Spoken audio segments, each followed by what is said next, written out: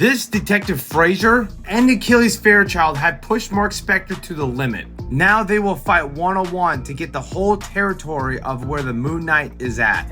This is Moonknight, Fist of Khonshu, issue 4. Let's get into it. So, why don't you tell me about Moonknight, Dr. Stairman? Please, I've been shot at by the underworld of demons. Like, you don't scare me. I'm not Moonknight. My name is not so easy to drag in the mud. Now with my connections. You're a cop? I was a federal agent I rode with in the V battalion. I regret to inform you, you're simply out of your own league. Frazier is pretty much a dirty cop that's getting paid from Fairchild, which he is controlling the new area where Moonknight's at in Manhattan with this new drug called glitter. And they have successfully put down Moonknight to underground territories and framed him all over New York.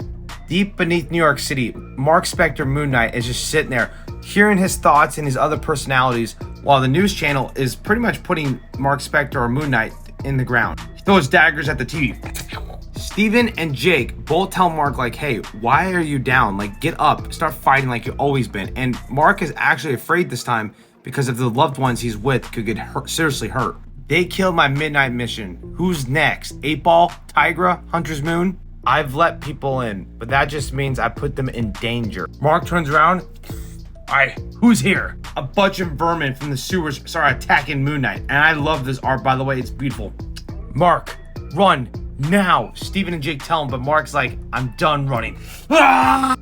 I remember last time, vermin, just like remember what I told you then, that I'm not Spider-Man, your usual guy.